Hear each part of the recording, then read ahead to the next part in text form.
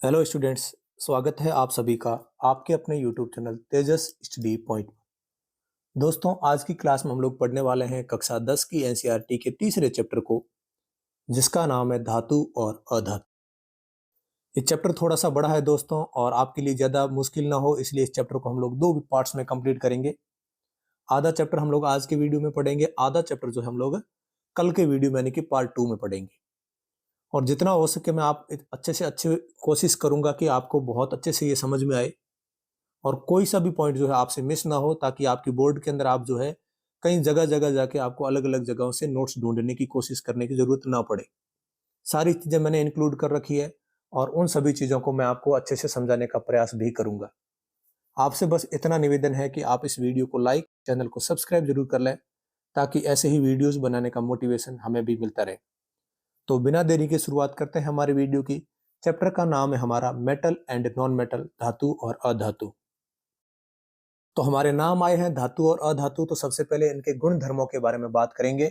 Question पहला यही बनता है कि धातुओं के कुछ 5 गुण धर्म लिखो, या अधातुओं के 5 गुण धर्म लिखो, या ऐसे बन सकता है कि धातु और अधातु में कुछ 5 अंतर लिखो। तो धातुएं क्या होती है? धातुएं ठोस होती है और चमकीली होती है। धातुएं ठोस और चमकीली होती है। ऊष्मा और विद्युत की सुचालक होती है। इन सब चीजों के बारे में डिटेल से पढ़ाने की जरूरत है नहीं, वैसे मेरे को लगता है, क्योंकि ये 6th 7th में हम लोग थोड़ी थोड़ी बातें पढ़ते रहते हैं। धातुएं तन्य होती है, धातुएं आघात वर्धनी होती है, और धातुएं ध्वनिक होती है। तन्य क्या होता है, आघात वर्धनीय क्या होता है, और ध्वनिक क्या होता है, इनके बारे में आपको थोड़ा बता देता हूं। ये तीनों गुण यहाँ पे लिखे हुए हैं और तीनों की एक एक इमेज आपको दिख रही होगी। आप इनको देख के आराम से बता सकते हैं। आघात वर्धनीयता यानी कि मेलेबिलिटी क्या होती है? तो कुछ धातुओं को पीट कर यानी कि उनके ऊपर बल लगा के या थोड़े से पीट कर उनको चादरों में फैलाया जा सकता है, उनकी चादरें बनाई जा सकती है। धातुओं के ऐसे गुण को क्या कहते हैं? आघात वर्धनीयता कहते हैं। यानी कि कभी आप एक लोहे का टुकड़ा लोगे, उसके ऊपर जोर जोर से थोड़े से मारोगे तो एक पतली सी चादर में कन्वर्ट हो जाएगा। और ये चादर में फैलने वाले गुण को क्या बोलते हैं? आघात वर्धनीयता बोलते हैं, मेलिएबिलिटी बोलते हैं। अधातु में नहीं होता ये। अधातु में जैसे आप एक कोयले का टुकड़ा लोगे, उसके ऊपर पत्थर से मारोगे या फिर मान लो उसके ऊपर हथौड़ा मारोगे तो टूट जाएगा, वो तो भंगूर होते हैं। आघात वर्तनीयता सिर्फ और सिर्फ किसमें पाई जाती है? धातुओं में पाई जाती है। तन्यता यानी कि डक्टिलिटी क्या होती है? तन्यता क्या होती है? तन्यता यानी कि तानना, यानी कि उनको ऐसी मशीन वगैरह में ऐसा बल लगाकर उनको खींच कर क्या बना दें? उनसे तार बना दें। धातु के पतले रूप में खींचने की क्षमता को क्या बोलते हैं? तन्यता बोलते हैं। यानी कि आपने हमारे जो है घरों के अंदर विद्युत परिपथ में कॉपर वगैरह की हम तारें यूज करते हैं, एल्यूमिनियम की, तो ये तारें, ये धातुओं का गुण होता है, अधातुओं का गुण नहीं होता। तो एक तन्यता भी धातुओं का गुण होता है, जिसमें उसको जो है बल लगाकर या खींचकर उसको तार के रूप में कन्वर्ट कर लेते हैं। और तीसरा हमारा है ध्वनिक गुण क्या होता है? सोनोरस गुण क्या होता है? धातु का वह गुण जब धातुओं से बनी वस्तुओं पर जोर से मारने पर एक बजने वाली ध्वनि उत्पन्न होती है। ऐसा गुण, जब आप ध्वनि को मारोगे, किसी भी धातु को पिटोगे तो उसके ऊपर उससे जो है ध्वनि उत्पन्न होगी। इसी गुण को हम लोग सोनोरस या ध्वनिक गुण कहते हैं।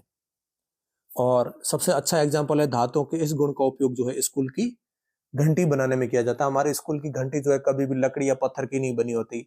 हमारे स्कूल की घंटी हमेशा जो है हो सकता है तांबे की या किसी न किसी धातु की बनी होती है, क्योंकि धातुएं जो है वो ध्वनि उत्पन्न करती है। तो बात करते हैं कुछ अधात्विक भौतिक गुणों की और उदाहरणों की। उदाहरण बात करें दोस्तों, आपने धातुओं के उदाहरण नहीं आए तो आप कुछ भी लिख सकते हो, लोहा, आयरन, जिंक, आगे बहुत सारे उदाहरण देखने को मिलेंगे। धातुएं बहुत सारी है। अधातु के भौतिक गुण, अधातु के उदाहरण देखें तो carbon, sulphur, oxygen, hydrogen, iodine, ये सब अधातु है। और भी बहुत सारी अधातु होती है। भौतिक गुण की बात करें तो उसके जस्ट उल्टा होता है। धातु चमकीले होते हैं तो अधातु चमकीले नहीं होते। धातु सुचालक होते हैं तो ये सुचालक नहीं होते, ना ऊष्मा के सुचालक होते हैं और ना ही विद्युत के सुचालक होते हैं।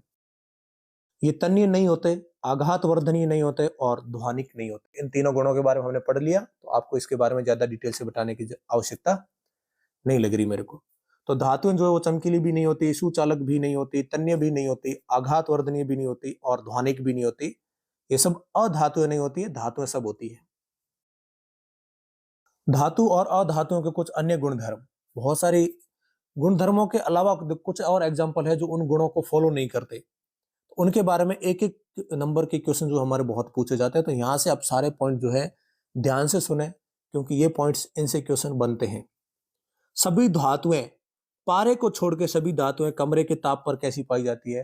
ठोस अवस्था में पाई जाती है। धातुएं जो है सभी की सभी ठोस होती है, लेकिन एक पारा ऐसी धातु है जो कमरे के तापमान पर द्रव अवस्था में पाया जाता है। ये देखो, आप हथेली के अंदर पारा ले रखा है और ये इस प्रकार से लिक्विड होता है। अधातुएं कैसी होती है?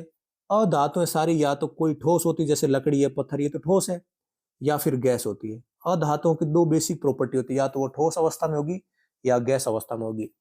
लेकिन ब्रोमीन ऐसा नहीं होती। ब्रोमीन को छोड़कर सभी अधातुएं या तो ठोस होती है या गैस। लेकिन ब्रोमीन कैसा होता है? ब्रोमीन कमरे के तापमान पर तरल अवस्था में पाया जाता है। एकमात्र अधातु जो तरल अवस्था में पाई जाती है वो कौन सी है? ब्रोमीन है। और एकमात्र धातु जो तरल अवस्था में पाई जाती है वो कौन सी है? वो है पारा। इस इमेज में आप जो है इस ब्रोमीन को देख सकते हो, ये लिक्विड में है। गैलियम और सीजियम दो ऐसी धातुएं होती है जिनका गलनांक बहुत कम होता है। गलनांक बहुत कम होने का मतलब ये थोड़े से नॉर्मल टेम्परेचर पे भी जो है वो गलनी शुरू हो जाती है, यानी कि पिघलनी शुरू हो जाती है। इन्हें हथेली पर रखते ये क्या होता है? पिघल जाती है। और यहाँ ये इमेज दे रखा है, ये गैलियम धातु है। तो गैलियम धातु और सीजियम धातु का गलनांक क्या होता है? कम होता है, क्योंकि इनको हथेली पे रखते ही ये पिघलना शुरू हो जाती है। और दूसरा है आयोडीन, एक ऐसी अधातु है जो चमकीली होती है। ये क्यों एक्स्ट्रा है? क्योंकि हमने अधातु के गुण में पढ़ा था कि अधातु चमकीले नहीं होते, लेकिन एक ऐसी अधातु है जो चमकीली होती है। वो कौन है? वो है आयोडीन। कुछ धातुएं जैसे सार धातु जैसे लिथियम, सोडियम और पोटेशियम इतनी मुलायम होती है कि इन्हें चाकू से काटा जा सकता है, और इनका घनत्व और गलनांक भी क्या होता है? कम होता है। यानी कि धातुएं सामान्यतः बहुत ज्यादा कठोर होती है, लेकिन कुछ धातुएं मुलायम होती है, जैसे सीजियम हो गई, गैलियम हो गई, लिथियम, सोडियम, पोटेशियम। इनको आप लोग चाकू से काट सकते हो, लेकिन आयरन को, एल्यूमिनियम को, जिंक को, इनको हम लोग जो है वो चाकू से नहीं काट सकते। ग्रेफाइट आपने देखा होगा, पेंसिल की लीड में जो है, जो पेंसिल होती है, ये पेंसिल आपके इमेज में दिख रही होगी, इसकी लीड के अंदर जो होती है वो ग्रेफाइट यूज होता है। ग्रेफाइट कार्बन का अपर रूप होता है, और कार्बन जो होता है वो अधातु का उदाहरण। कार्बन अधातु होती है। ग्रेफाइट कार्बन का अपर रूप होता है, जो अधातु होते हुए भी विद्युत का सुचालक होता है। जितनी भी अधातु है इस पृथ्वी पर, वो सभी धातु अधातु जो है वो विद्युत की सुचालक नहीं होती, लेकिन एक ग्रेफाइट ऐसी अधातु है जो विद्युत की सुचालक होती है। यहाँ पे आप दे रखे, पेंसिल दे रखी है, पेंसिल के जो यहाँ पे जो है आपने जो तार टच कराओगे सेल से, तो ये बल्ब जो है वो जलेगा। सभी धातुएं विद्युत की सुचालक होती है, लेकिन लेड तथा मरकरी विद्युत के कुचालक, और सिल्वर तथा कॉपर विद्युत के सबसे अच्छे चालक होते हैं। या विद्युत और साथ में आप ऊष्मा भी ऐड कर सकते हो, विद्युत और ऊष्मा के। धातुएं जो है सारी विद्युत और ऊष्मा की सुचालक होती है, लेकिन लेड और मरकरी ऐसी धातुएं होती है जो ऊष्मा और विद्युत की चालक या नहीं होती, यानी कि कुचालक होती है। और विद्युत की सबसे अच्छी चालक कौन सी होती है? वो होती है चांदी, यानी कि सिल्वर। और दूसरे नंबर पे सबसे अच्छी चालक कौन सी होती है? वो है कॉपर। बहुत बार क्वेश्चन पूछा जाता है कि चांदी अगर विद्युत की सबसे अच्छी चालक है, तो हमारे विद्युत परिपथ में घरों में जो जितनी भी हम लाइट फिटिंग का कार्य करवाते हैं, वो हम लोग तांबे की तारें यूज क्यों करते हैं, चांदी के क्यों नहीं करते? तो इसका ये आंसर है कि चांदी जो है तांबे की तुलना में कई ज्यादा महंगी है, और घरों के अंदर चांदी की तार लगवाना हमारे जो है काफी कॉस्टली होता है। इसलिए हम लोग दूसरा ऑप्शन देखते हैं। तो सबसे दूसरे नंबर पे सबसे अच्छी चालक कौन सी धातु है? तांबा है। इसलिए हम लोग घरों के अंदर तांबे के परिपथ यूज करते हैं। अब बात करेंगे हम लोग रासायनिक गुणधर्मों। तो धातुओं की रासायनिक गुणधर्म क्या होता है? पहली बात यानी कि वो किसी के साथ कैसी अभिक्रिया करता है। धातु है तो धातु कैसे अभिक्रिया करते हैं, अधातु कैसे अभिक्रिया करते हैं, ऑक्सीजन के साथ कैसे करते हैं, जल के साथ, अम्लों के साथ, क्षार के साथ, इन सभी के साथ अभिक्रिया करके वो क्या बनाते हैं, ऐसे गुणों को हम लोग क्या बोलते हैं? रासायनिक गुणधर्म बोलते हैं। तो धातुओं के रासायनिक गुणधर्म की बात करें तो पहला रासायनिक गुणधर्म पढ़ेंगे दहन। दहन यानी कि किसी चीज का दहन क्या बोलते हैं? यानी कि उसको जलाना। हम बोलते हैं ना रावण दहन कर रहे हैं, यानी कि रावण को जला रहे हैं, यानी किसी भी वस्तु को जलाना। तो दहन किसे बोलते हैं? परिभाषा पूछ ले तो वह रासायनिक प्रक्रम जिसमें पदार्थ ऑक्सीजन से अभिक्रिया करके ऊष्मा देता है। यानी कि ऑक्सीजन की अभिक्रिया में किसी चीज को जलाना, या फिर ऑक्सीजन की उपस्थिति में कोई चीज जल के जो है वो ऊष्मा उत्पन्न करती है, ऐसी अभिक्रिया को हम क्या कहेंगे? दहन कहेंगे। तो दहन में क्या होता है, जब धातुएं, कोई भी धातु है, मेटल है, वो ऑक्सीजन के साथ अभिक्रिया करके उसको ऊष्मा देगी, यानी कि जल रही है, तो क्या बनाएगी, वो मेटल ऑक्साइड बनाएगी, यानी कि धातु ऑक्साइड बनाएगी। तो धातु और ऑक्सीजन क्रिया करके धातु ऑक्साइड बनाते हैं। उदाहरण आपके और अभिक्रिया लिख रखी है। कॉपर जो है वो ऑक्सीजन के साथ जलाएंगे। आप कभी भी तांबे को जलाओगे या फिर तांबे की तार कभी भी जलती है तो आप उसको देखोगे, तांबा का जो ऑक्साइड होता है, जब कॉपर को वायु की उपस्थिति में गर्म किया जाता है तो ऑक्सीजन के साथ अभिक्रिया करके ये कैसा हो जाता है, काले रंग का हो जाता है। यानी कि तांबे की तार कैसी हो जाती है, वो होती है जलाने पर काले रंग की हो जाती है। और काले रंग क्यों होती है, क्योंकि कॉपर जो है वो ऑक्सीजन के साथ क्रिया करके कॉपर ऑक्साइड बना लेता है, और कॉपर ऑक्साइड का कलर जो है वो काला होता है। एल्यूमिनियम भी ऑक्सीजन के साथ क्रिया करता है, यानी कि एल्यूमिनियम को जलाओगे, एल्यूमिनियम ऑक्साइड बनेगा। यहाँ पे आपकी अभिक्रिया दे रखी है, कॉपर की Cu प्लस O2 CuO होगा। कॉपर की जो होती है वो वैलेंस यानी कि संयोजकता +2 होती है, और ऑक्सीजन की कितनी होती है, -2। और आप इन दोनों को प्लस कर जोड़ोगे तो CO बनेगा, क्योंकि संयोजकता दोनों की बराबर है, दोनों की एक तरफ आ जाएगी तो 2 और 2 कैंसिल हो जाएगी, CO बनेगा। और यहाँ पे अभिक्रिया को संतुलित करने के लिए 2 लगा दिया है। एल्यूमिनियम की आप अगर इनको जोड़ोगे तो एल्यूमिनियम की +3 होती है और ऑक्सीजन की -2 होती है। ALO आप इनको जोड़ोगे तो 2 जो है वो इधर आएगा, 3 इधर आ जाएगा। ये हमने 9th क्लास में चैप्टर में एकदम अच्छे से पढ़ा था कि किसी भी तत्वों का जो है वो यौगिक कैसे बनाते हैं, तत्व संयोजित हो गए, यौगिक कैसे बनाते हैं, किस प्रकार से आयन जुड़ते हैं। तो इस प्रकार से Al2O3 एल्यूमिनियम ऑक्साइड का फॉर्मूला है। ऐसा कभी मत कर देना आप लोग ALO, यानी कि एल्यूमिनियम +2 नहीं होता, कभी भी एल्यूमिनियम +3 होता है। तो जो धातु जो है वो ऑक्सीजन के साथ अभिक्रिया करके धातु ऑक्साइड बनाती है। और ये धातु ऑक्साइड की प्रकृति कैसी होती है, अम्ल और क्षार में हमने देख लिया कि धातु ऑक्साइड होते कैसे, यहाँ और देख लेते हैं। धातु ऑक्साइडों की प्रकृति जो वो सारी होती है। क्यों होती है सारी है, क्योंकि मेटल ऑक्साइड जो धातु ऑक्साइड है वो एसिड के साथ क्रिया करते हैं, और एसिड के साथ क्रिया करके क्या बनाते हैं, सॉल्ट प्लस जल बनाते हैं, नमक और जल बनाते हैं। नमक यानी कि लवण और जल बनाते हैं। और एसिड के साथ क्रिया करके नमक और जल कौन बनाता है, सिर्फ बेस बनाता है। यानी कि जो धातु ऑक्साइड है, मेटल ऑक्साइड है, वो सिर्फ बेस का काम करते हैं। यानी कि धातु ऑक्साइडों की प्रकृति कैसी होती है, क्षारीय होती है। इनको हमने डिटेल से पढ़ा था अम्ल और क्षार वाले चैप्टर में। क्योंकि धातु ऑक्साइड अम्लों के साथ क्रिया करके लवण और जल बनाते हैं। लेकिन हर बार ऐसा नहीं होता कि धातु ऑक्साइड अम्लों के साथ क्रिया करके जल और लवण ही बनाएंगे। लेकिन एल्यूमिनियम ऑक्साइड, जिंक ऑक्साइड जैसे कुछ धातु ऑक्साइड अम्ल तथा क्षार दोनों के साथ अभिक्रिया करते हैं। यानी कि एल्यूमिनियम के ऑक्साइड और जिंक के ऑक्साइड जो है वो बेस के साथ अभिक्रिया करके भी सॉल्ट और वाटर बनाते हैं, और एसिड के साथ क्रिया करके भी सॉल्ट प्लस वाटर बनाते हैं। यानी कि ये तो दोनों की तरह व्यवहार करते हैं, यानी कि अम्लीय भी होते हैं, यानी सारी भी होती है।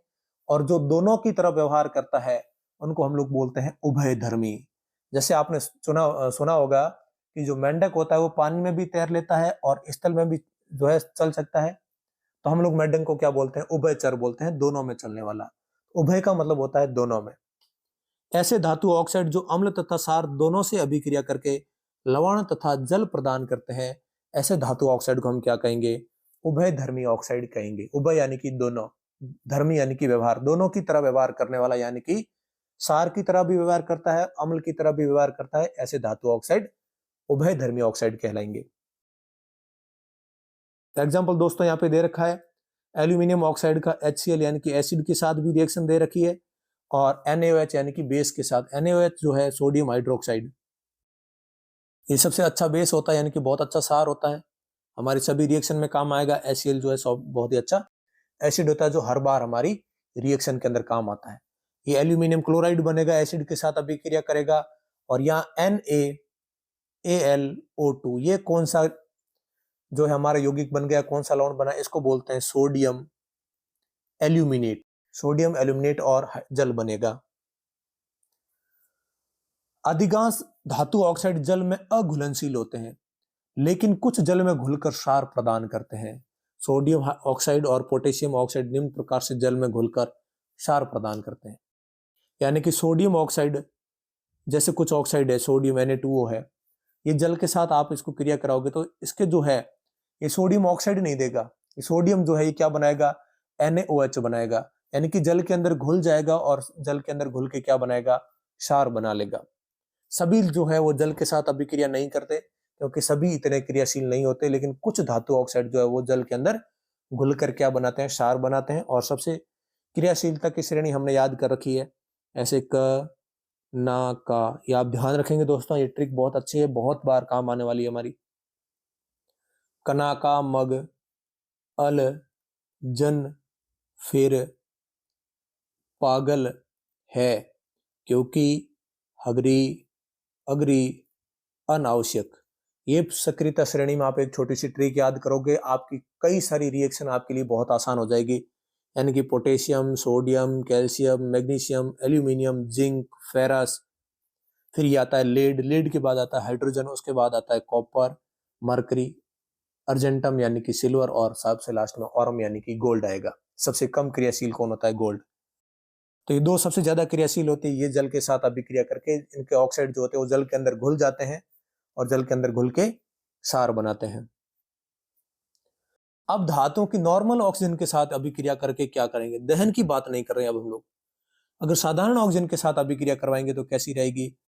पोटेशियम तथा सोडियम तो आपको पता है बहुत ही ज्यादा क्रियाशील होते हैं, तो बहुत अधिक क्रियाशील धातुएं इतनी तेजी से अभिक्रिया करती है ऑक्सीजन के साथ कि खुले में रखने पर आग पकड़ लेती है। इसलिए सोडियम जैसी धातु को हमेशा केरोसिन में रखा जाता है। बहुत बार क्वेश्चन पूछा जाता है कि क्या कारण है कि सोडियम को केरोसिन में रखा जाता है, खुले में नहीं रखा जाता। क्योंकि सोडियम और पोटेशियम इतनी क्रियाशील धातुएं होती है कि खुले में आते ही आग पकड़ लेती है। फिर आती है मैग्नीशियम, एल्यूमिनियम, जिंक, लेड। तो सामान्य तापमान पर मैग्नीशियम, एल्यूमिनियम, जिंक और लेड जैसी धातुओं की सतह पर ऑक्साइड की पतली परत चढ़ जाती है। यानी कि जो जैसे मान लो ये मैग्नीशियम है या फिर ये एल्यूमिनियम है, कुछ भी है, तो ये जो है सामान्य ताप पर, नॉर्मल टेम्परेचर पर क्या होती है, ये ऑक्सीजन के साथ क्रिया करती है और ऊपर जो है क्या करती है, एक धातु ऑक्साइड यानी कि मैग्नीशियम ऑक्साइड, इसकी एक परत बना लेगी। और ये परत इन्हीं के लिए बहुत अच्छा काम करती है, क्योंकि ऑक्साइड की जो ये परत होती है ये धातुओं को वापस ऑक्सीकरण नहीं होने देती। यानी कि इसके अंदर का जो मैग्नीशियम है इसके साथ वापस ऑक्सीजन क्रिया नहीं कर पाएगा। क्यों नहीं कर पाएगा, क्योंकि इसके चारों तरफ मैग्नीशियम ऑक्साइड की एक परत चढ़ जाएगी। तो ऑक्सीजन से जो है क्रिया से इनको जो है वापस क्या करती है, सुरक्षा करती है। तो पोटेशियम और सोडियम तो आग पकड़ लेती है, मैग्नीशियम, एल्यूमिनियम, जिंक और लेड क्या करते हैं, ये इनके चारों तरफ इनके धातु के ऑक्साइड की जो एक परत चढ़ जाती है, जो इनकी पुनः ऑक्सीकरण नहीं होने देता, यानी कि वापस ऑक्सीजन के साथ क्रिया नहीं होने देता और धातु जो है सुरक्षित रहती है। आयरन को नॉर्मल तो जो है आयरन का दहन नहीं होता, नॉर्मली जो है ऑक्सीजन के साथ ये क्रिया नहीं करता, लेकिन जब इसके लोहे के चूर्ण को जब अपन ज्वाला में डालेंगे तो वो जो है तेजी से जलने लगेगा। नॉर्मली ऑक्सीजन के साथ क्रिया नहीं करता। सिल्वर और गोल्ड यानी कि सोना और चांदी, ये तो बहुत ही कम क्रियाशील होते हैं, इतनी कम क्रियाशील होते हैं कि बहुत अधिक तापमान पर ऑक्सीजन के साथ अभिक्रिया नहीं करते। कितना भी आप टेम्परेचर बढ़ा दो फिर भी वो ऑक्सीजन के साथ अभिक्रिया नहीं करेंगे। अब बात करते हैं धातुओं की जल के साथ अभिक्रिया। अब जल के साथ अभिक्रिया करवाएंगे तो क्या होगा, सभी के साथ वही होता है, क्योंकि ये सब किस पर निर्भर करता है, ये करता है अभिक्रिया या फिर क्रियाशीलता श्रेणी पर। यानी कि जो हम पढ़ रहे हैं कना का मग, अल्जन, फिर पागल है, उसी पर निर्भर करता है कि क्रियाशीलता की श्रेणी में कौन सी धातु कहां आती है, उसकी अभिक्रिया उसी पर निर्भर करती है। यानी कि सबसे ऊपर कौन आता है, पोटेशियम और सोडियम कना। तो सोडियम और पोटेशियम या फिर और एक कैल्शियम, सबसे तीन ऊपर वाले, ये इतने क्रियाशील होते हैं कि इनको पानी की कैसा भी पानी होगा चलेगा। यानी कि ये ठंडे पानी से भी अभिक्रिया कर लेते हैं, नॉर्मल पानी की जरूरत नहीं है, ठंडे पानी में भी अगर इनको डाल दिया तो भी ये जो है अभिक्रिया कर लेते हैं। तो जल के साथ अभिक्रिया करके धातुएं क्या बनाती, पहली बात तो जल के साथ अभिक्रिया के धातुएं जो है वो हाइड्रोजन गैस और धातु के ऑक्साइड बनाती है। और कुछ धातु ऑक्साइड जल में घुलनशील होते हैं, जो जल में घुलकर हाइड्रोक्साइड प्रदान करते हैं, और कुछ घुलनशील नहीं होते, यानी कि वो तो जो है अभिक्रिया करके धातु ऑक्साइड में ही रहते हैं, हाइड्रोक्साइड नहीं बनाते। उसकी बात बाद में करते हैं, पहले देखते हैं कौन किसके साथ अभिक्रिया करेगा। तो जो सबसे ज्यादा अभिक्रियाशील है कना का, यानी कि पोटेशियम, सोडियम और कैल्शियम, ये ठंडे सेल के साथ अभिक्रिया करेंगे, यानी कि पानी जो है ठंडा होगा उसके साथ अभिक्रिया करेंगे। उसके बाद आता है मैग्नीशियम। तो मैग्नीशियम जो है हॉट वाटर के साथ यानी कि गर्म पानी के साथ अभिक्रिया करेगा। ये नॉर्मल पानी ठंडे पानी से अभिक्रिया नहीं करेगा, ये थोड़ा कम क्रियाशील होता है। उसके बाद आता है एल्यूमिनियम, आयरन और जिंक। ये उससे भी कम क्रियाशील होते हैं, यानी कि गर्म पानी के साथ भी अभिक्रिया नहीं करते। इनके लिए क्या चाहिए, इनको चाहिए भाप, यानी कि ये भाप के साथ अभिक्रिया करेंगे, स्टीम के साथ अभिक्रिया करेंगे। और उसके बाद वाले जो है वो किसी प्रकार की कोई भी अभिक्रिया नहीं करते, क्योंकि वो बहुत कम क्रियाशील होते हैं। तो नोट लिखा हुआ है, सभी धातुएं जल के साथ अभिक्रिया नहीं करती। क्यों नहीं करती? क्योंकि कुछ धातुएं ऐसी होती है जो बहुत ही कम क्रियाशील होती है, उनको हाइड्रोजन से भी कम होती, तो हाइड्रोजन को ऑक्सीजन से अलग कैसे करेगी? ऑक्सीजन के अलग नहीं कर पाती, क्योंकि आप जो क्रियाशीलता श्रेणी देखते हो, कन्ना का, मग, अलजन, फिर पागल है के बाद क्या कर लिखते हो? क्योंकि, हगरी, अगरी, अनावश्यक। तो ये चार जो धातु हैं, ये तो हाइड्रोजन से भी कम क्रियाशील है, तो हाइड्रोजन को अलग नहीं करा पाएंगे तो ये किसी प्रकार के जल के साथ अभिक्रिया नहीं करते। धातु जल के साथ अभिक्रिया के धातु ऑक्साइड बनाते हैं और हाइड्रोजन गैस देते हैं। लेकिन ये धातु ऑक्साइड जो है किस पर निर्भर, कुछ धातु ऑक्साइड भी बहुत ज्यादा क्या होते हैं, क्रियाशील होते हैं। तो ये धातु ऑक्साइड क्रियाशील होते हैं तो क्या होता है, इस जल के अंदर घुल जाते हैं। और हमने अभी देखा था, ये धातु ऑक्साइड जो है वो क्रिया जल के साथ घुल के क्या बनाते हैं, धातु हाइड्रोक्साइड बना लेते हैं। तो कुछ धातु बहुत ऑक्साइड जो है बहुत क्रियाशील होते हैं, वो जल के साथ अभिक्रिया वापस करके क्या बना लेते हैं, धातु हाइड्रोक्साइड बनाते हैं। लेकिन सामान्यतः धातुएं जल के साथ अभिक्रिया करके धातु ऑक्साइड और हाइड्रोजन गैस बनाते हैं। अब कौन सी धातु कैसी अभिक्रिया करेगी उसके बारे में देखते हैं। पोटेशियम और सोडियम जैसी बहुत अधिक क्रियाशील धातुएं ठंडे जल के साथ तेजी से अभिक्रिया करती है, यानी कि पानी ठंडा होगा तो भी चलेगा उनको। सोडियम तथा पोटेशियम की अभिक्रिया इतनी तेज और ऊष्मा सेपी होती है, अतः इसे उत्सर्जित जो हाइड्रोजन होती है वो तत्काल प्रज्वलित हो जाती है, यानी कि इसके ये जो अभिक्रिया होती है बहुत ही तेज होती है। जैसे ही सोडियम को आप लोग जल में डालोगे, ये अभिक्रिया हाइड्रोजन गैस जो है तुरंत आग पकड़ लेती है और सोडियम के अंदर जो है वो आग लगने लगती है। ऐसे कई से अध्यापकों के आपने शॉर्ट्स वगैरह देखे होंगे जो सोडियम को पानी वगैरह में डालते हैं और फिर सोडियम के अंदर जो है आग लगाते हैं, आग लगती है उसके अंदर। तो इसका यही कारण है कि बहुत ज्यादा क्रियाशील धातु हैं और बहुत अधिक क्रियाशील होने के कारण इनसे जो हाइड्रोजन गैस निकलती है वो हाइड्रोजन गैस तुरंत आग पकड़ लेती है। तो ये पोटेशियम है, पोटेशियम की जल के साथ अभिक्रिया कराओगे तो पोटेशियम हाइड्रोक्साइड बनेगा। सर आपने लिखवाया था कि आज सोडियम जो है धातु ऑक्साइड बनेगा। धातु ऑक्साइड बाकी वालों का बनेगा, लेकिन पोटेशियम और सोडियम का धातु ऑक्साइड नहीं बनेगा, क्योंकि इनका धातु ऑक्साइड वापस जल में घुल जाता है और ये धातु ऑक्साइड वापस जल में घुल के क्या बनाएगा, धातु हाइड्रोक्साइड बन जाता है। तो धातु हाइड्रोक्साइड प्लस हाइड्रोजन गैस और साथ में क्या निकलेगी, ऊष्मा, क्योंकि ये आग पकड़ लेगा। उसी प्रकार सोडियम भी जल के साथ अभिक्रिया करके सोडियम हाइड्रोक्साइड बनाएगा और हाइड्रोजन गैस उत्सर्जित करेगा, साथ में ऊष्मा उत्पन्न करेगा। कैल्शियम आग नहीं पकड़ेगा, हाइड्रोजन गैस तो कैल्शियम से भी बहुत तेजी से निकलेगी। कैल्शियम को भी अगर आप पानी में डालोगे, क्योंकि वो भी बहुत ज्यादा क्रियाशील होता है, वो भी उससे भी हाइड्रोजन गैस बहुत तेजी से निकलेगी, लेकिन इतनी तेज नहीं होती है कि वो आग पकड़ ले। तो जल के साथ कैल्शियम की अभिक्रिया थोड़ी धीमी होती है। यहाँ उत्सर्जित ऊष्मा हाइड्रोजन से प्रज्वलित होने के लिए, उसके अंदर प्रज्वलित होने के लिए जो है पर्याप्त ऊर्जा नहीं होती, इसलिए वो आग नहीं पकड़ती। तो कैल्शियम जो है जल के साथ अभिक्रिया करके वो भी कैल्शियम हाइड्रोक्साइड बनाता है और साथ में क्या बनाता है, जल बनाता है। और इसके जो है ऊष्मा नहीं होगी। ऊष्मा क्यों नहीं होगी? क्योंकि इसके अंदर जो है आग नहीं लगती।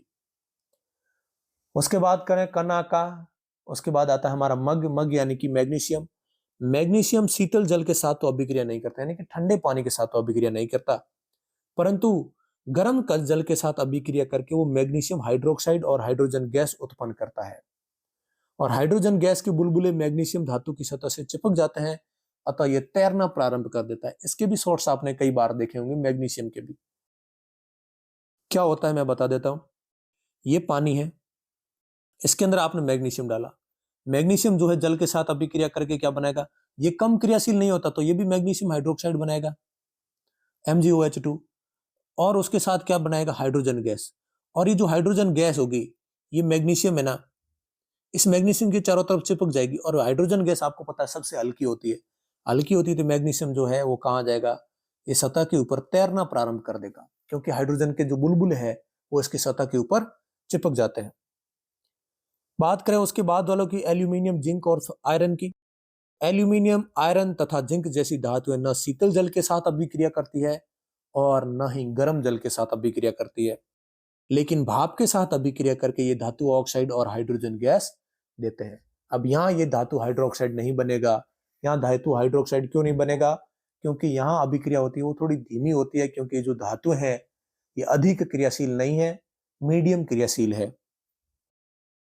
एल्यूमिनियम जल के साथ अभिक्रिया करके Al2O3 बनाएगा, यानी कि एल्यूमिनियम ऑक्साइड और हाइड्रोजन गैस बनाएगा। साथ में जो नंबर लिखे हुए दोस्तों, ये अभिक्रिया को बैलेंस कर रखा है, यानी कि जो है ये बैलेंस रिएक्शन है, संतुलित अभिक्रिया है। और ये अभिक्रिया संतुलन कैसे करते हैं, इसको मैंने आपको चैप्टर नंबर 1 में अच्छे से समझाने का प्रयास किया था, आप उसको जरूर देखें। उसमें हमने ये पढ़ा था कि हीट एंड ट्रायल मेथड विधि के द्वारा हम क्या करते हैं, अभिक्रिया को संतुलित करते हैं। आयरन की जल के साथ अभिक्रिया करवाएंगे तो आयरन ऑक्साइड बनेगा और साथ में क्या बनेगा, hydrogen gas. Lead, copper, silver और गोल्ड, यानी कि अग्री, अनावश्यक और साथ में पीबीबी, ये जो है वो जल के साथ अभिक्रिया नहीं करती। धातुओं की अम्लों से अभिक्रिया। अब एसिड के साथ धातुएं अभिक्रिया करके क्या बनाती है? कोई भी एसिड है, उसके साथ जो है कोई भी मेटल आ गई, वो क्या बनाएगी? तो धातुएं अम्लों के साथ अभिक्रिया करके एक तो लवण बनाती है, साथ में हाइड्रोजन गैस देती है। ये हमने चैप्टर नंबर 2 यानी कि अम्ल और क्षार के चैप्टर के अंदर भी पढ़ा था कि कभी भी कोई भी एसिड जो है वो धातुओं के साथ अभिक्रिया करता है या कोई भी धातु एसिड के साथ अभिक्रिया करती है तो एक तो लवण बनता है, यानी कि सॉल्ट बनता है, और दूसरी एक गैस निकलती है, वो कौन सी है, हाइड्रोजन गैस। सोडियम तथा पोटेशियम धातुएं अम्लों के साथ बहुत ही तीव्रता से अभिक्रिया करती है, और ये आप सभी को पता है कि अभिक्रियाशीलता जो श्रेणी है उसके अंदर सबसे ऊपर कौन आता है, पोटेशियम और सोडियम आता है, तो ये बहुत तीव्रता से अभिक्रिया करती है। धातुएं नाइट्रिक अम्ल के साथ अभिक्रिया करके हाइड्रोजन गैस उत्सर्जित नहीं करती। नाइट्रिक एसिड कौन सा होता है भाई, HNO3।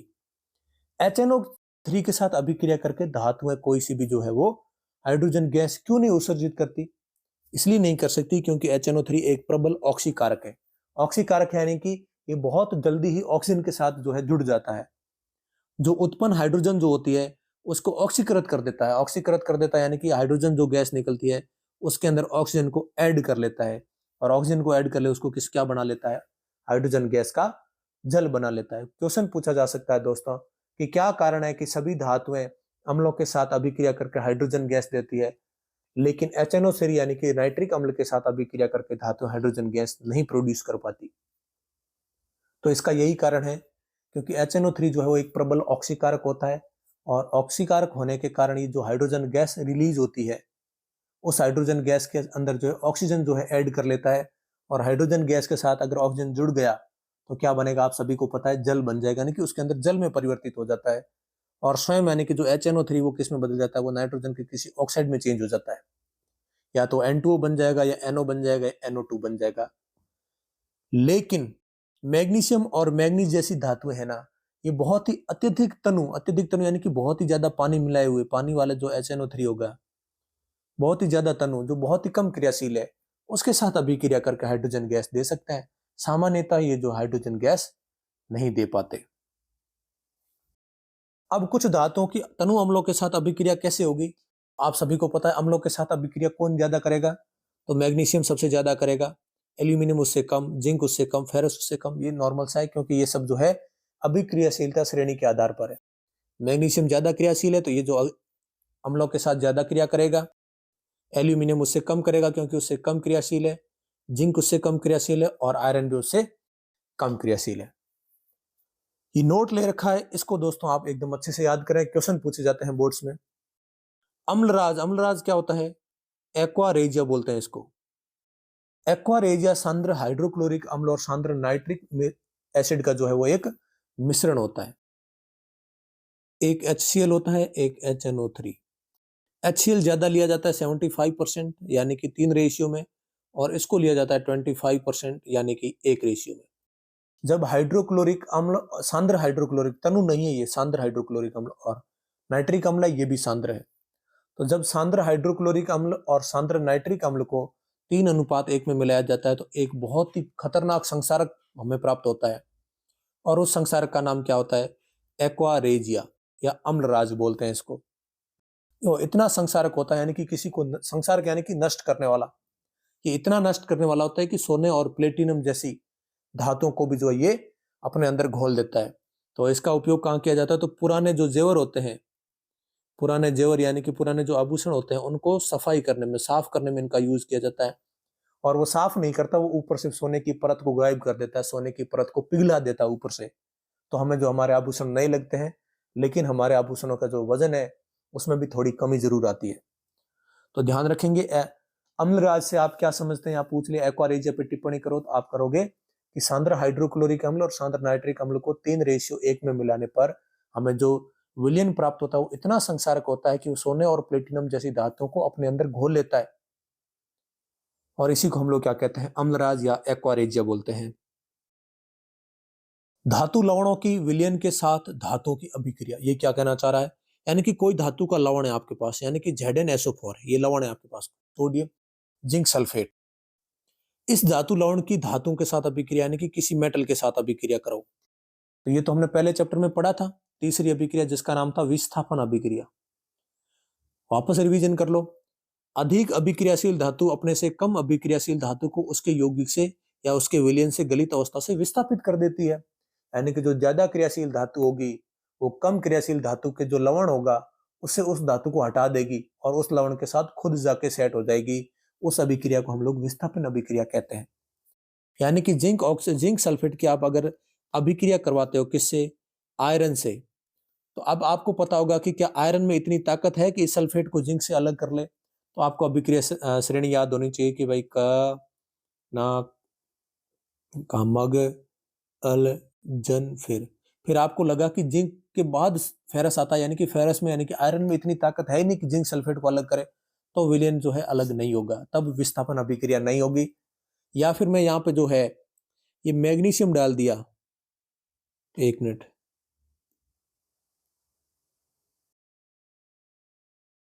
यहाँ पे अगर मैं मैग्नीशियम धातु से क्रिया करवा देता हूं तब आपको लगेगा मैग्नीशियम तो जिंक से ऊपर आता है, यानी कि जिंक से ज्यादा क्रियाशील है। तो ये सल्फेट जो है, सल्फेट मैग्नीशियम के पास चला जाएगा, MgSO4 बन जाएगा और साथ में क्या बन जाएगा? जिंक अलग हो जाएगा।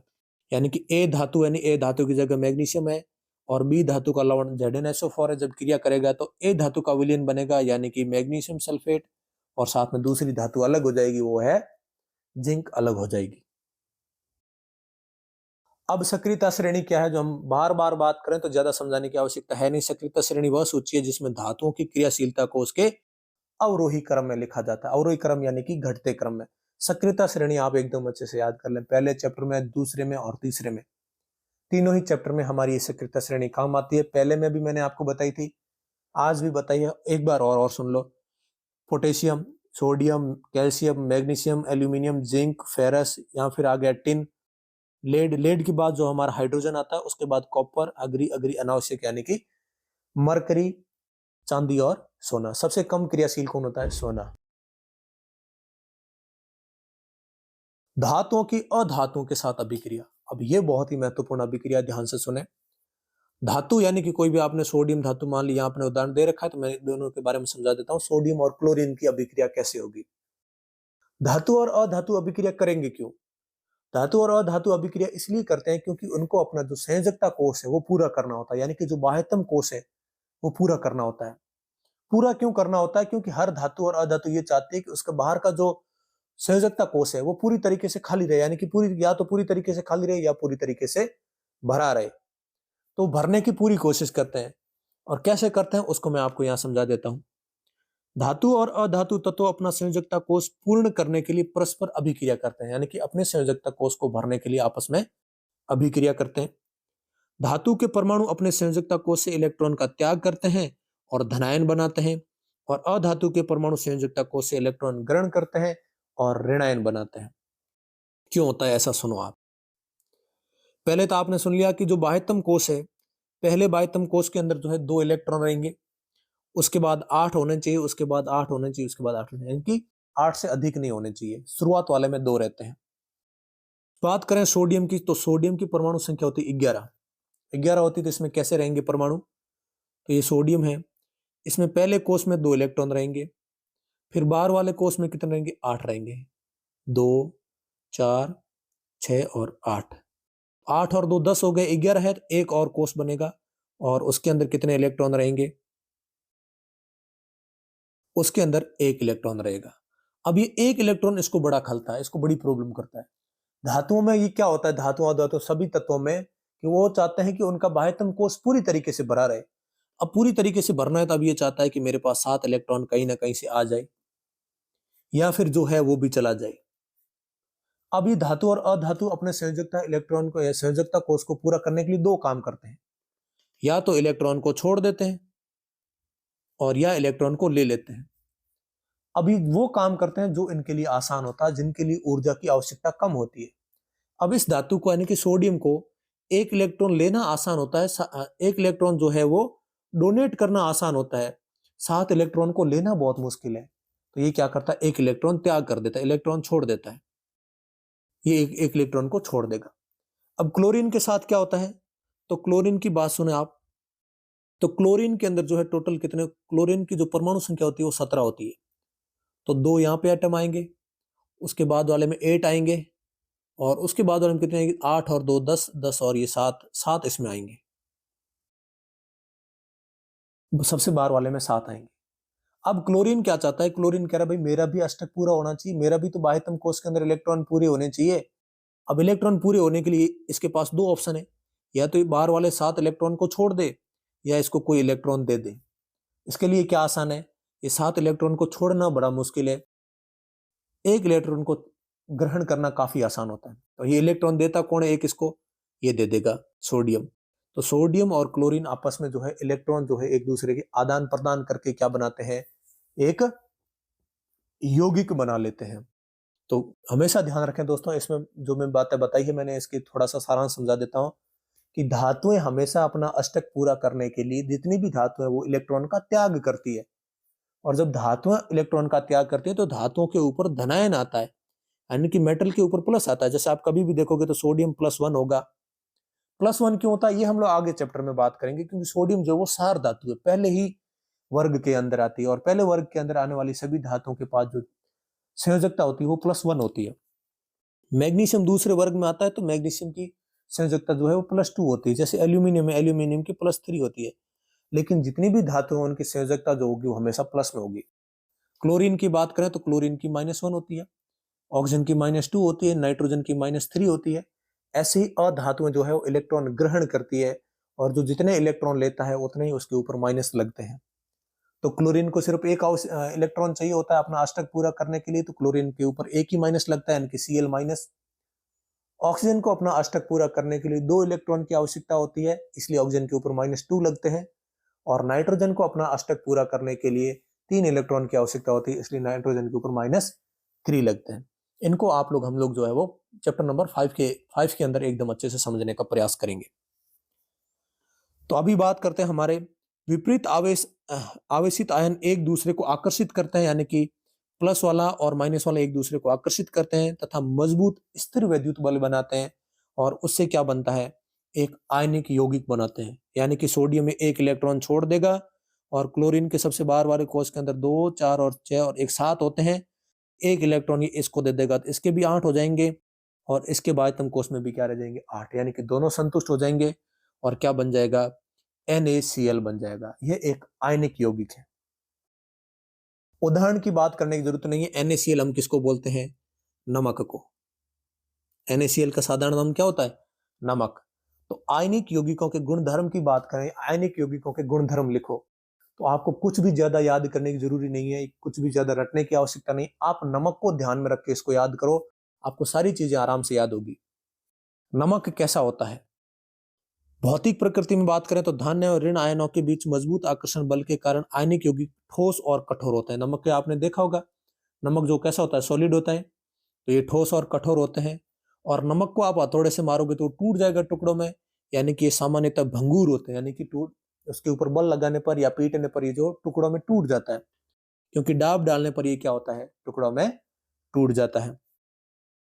गलनांक और क्वथनांक की बात करें, गलनांक क्या होता है, वो तापमान जिस पर कोई वस्तु जो है वो पिघलना शुरू कर दे, और क्वथनांक वो तापमान होता है जिस पर कोई भी वस्तु जो है वो उबलना शुरू कर दे।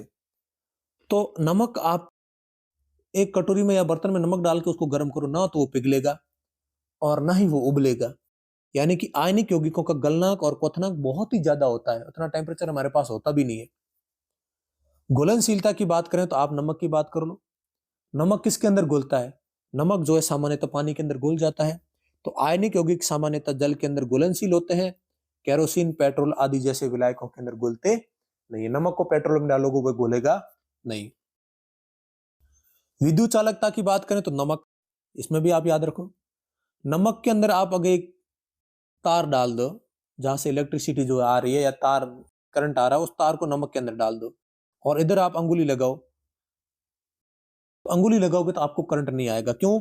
क्योंकि ठोस अवस्था में आयनिक यौगिक विद्युत का चालन नहीं करते, क्योंकि ठोस अवस्था में दृढ़ संरचना के कारण आयनों की गति संभव नहीं होती। लेकिन आप इसी नमक को एक कंटेनर में पानी डाला और पानी के अंदर इसको घोल दिया, तो गलित अवस्था में आपको पता है उसमें करंट आएगा, यानी कि लेकिन गलित अवस्था या जलीय अवस्था में आयन स्वतंत्र रूप से गमन करते हैं एवं विद्युत का चालन करते हैं। तो आई होप दोस्तों आपको ये वीडियो पसंद आया होगा। यहाँ पे हमारे इस वीडियो को कंप्लीट करेंगे और अगले चैप्टर में मैं आपको पार्ट 2 में किस प्रकार से धातुओं का अलग, धातुओं को जो है उनके अयस्कों से अलग किया जाता है उस डिटेल से और बहुत ही अच्छे से समझाने का प्रयास करूंगा। वीडियो पसंद आए तो वीडियो को लाइक, चैनल को सब्सक्राइब और कमेंट करके जरूर बताएं कि आपको वीडियो कैसा लगा है। और कोई भी टॉपिक अगर आपको किसी भी सब्जेक्ट का पढ़ना है तो आप उसको जरूर कमेंट करें, नेक्स्ट टाइम मैं उसी के वीडियो जरूर बनाऊंगा। मिलते हैं दोस्तों अगले वीडियो में, तब तक के लिए जय हिंद, जय भारत।